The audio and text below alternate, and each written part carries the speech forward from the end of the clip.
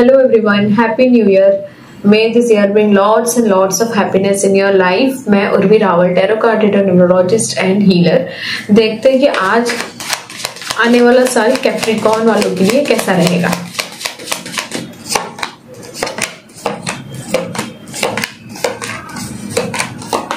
Okay, so it looks like कि अगर आपके लाइफ में अभी कोई बहुत डिफिकल्ट फेज चल रहा है या फिर कुछ ज्यादा प्रॉब्लम्स चल रही है आपकी लाइफ में, ये हो सकता है कि लीगली भी हो सकती है या फिर किसी ने आपको चीट किया हो या फिर आपका बिजनेस में लॉसेस हुए हो, तो आप लोगों के लिए आने वाला साल हीलिंग लेकर आएगा। मतलब ये जो बैड फेज आपकी लाइफ का जो है वो जाने वाला और बहुत जल्दी एक नया फेज शुरू होने वाला आपकी लाइफ का, जिसमें आपका कंप्लीट ट्रांसफॉर्मेशन होगा। तो जनवरी और फरवरी के महीने आप लोगों के लिए ट्रांसफॉर्मेशन के लिए होंगे। एनर्जीज क्वाइट स्लो रहेगी, धीरे धीरे सारी चीजें होगी।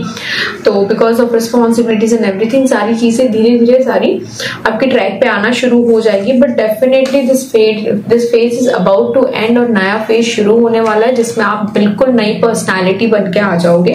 इसी के साथ अब अगर हम करियर की बात करते हैं तो करियर में भी इट लुक्स लाइक कि आपका पेशेंस वाला टाइम है। आपको वेट करना पड़ेगा, सब्र रखना पड़ेगा। आप अगर एफर्ट्स लगा भी रहे हो and you are not getting the result, के रिजल्ट नहीं मिल पा रहा है इतनी मेहनत करने के बाद भी, एंड इट लुक्स लाइक कि आपके जो नियर बाय सराउंडिंग जो लोग हैं वो भी आपके लिए इतने फेथफुल नहीं है। तो किसी पे ट्रस्ट ना करें और पेशेंस रखो।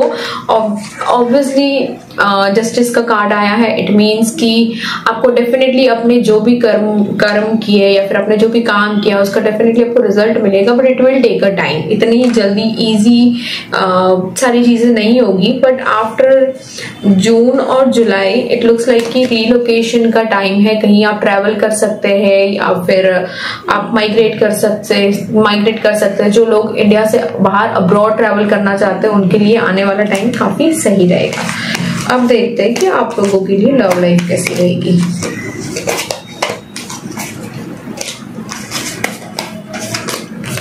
लव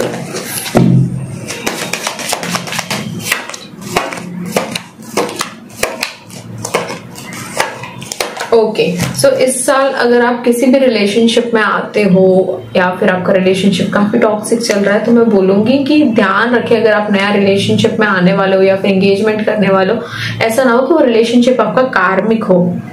स्टार्टिंग में तो चीजें काफी आपको अच्छी दिख सकती है, बट आने वाले करीबन 3 से 4 महीने के बाद you may feel like stuck कि मुझे डिसीजन नहीं लेना चाहिए था और ले लिया। हो सकता है कि आप लोगों का ये सिर्फ अट्रैक्शन हो, तो जो भी डिसीजन इन रिलेशनशिप आप लो ना, काफी सोच समझ के लेना। If you are dating someone then also अगर आपको उनसे एंगेजमेंट करनी है या फिर रिलेशनशिप को नेक्स्ट स्टेज पे ले जाना है, तो मैं बोलूंगी कि पेशेंस रखे, बहुत सब्र रखने के बाद कोई भी डिसीजन ले। ओवरऑल चीजें अच्छी होगी, बट क्या बोलते हैं ना कि लास्ट मोमेंट पे कंफ्यूजन वगैरह आप लोगों को फील हो सकता है कि मैं इससे एंगेजमेंट करूं ना करूं, या फिर आप प्रोज एंड कॉन्स चेक करने लग जाओ। तो मैं आपको यही बोलूंगी कि पेशेंस रख के डिसीजन ले। कोई भी जल्दबाजी में डिसीजन लोगे तो हो सकता है कि कहीं पे मिस्टेक हो जाए रिलेशनशिप में।